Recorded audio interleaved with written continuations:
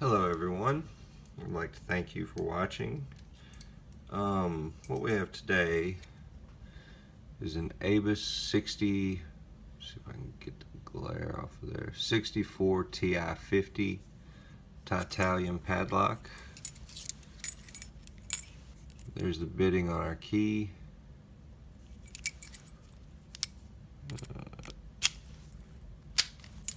Lock works like a charm.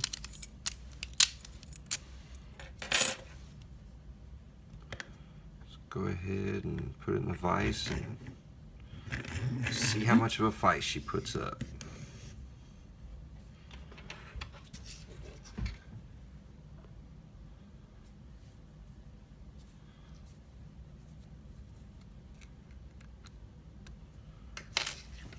I want a little bit snugger fit. There we go.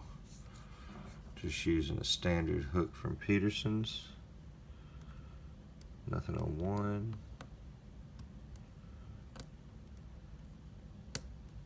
Little click off of 4.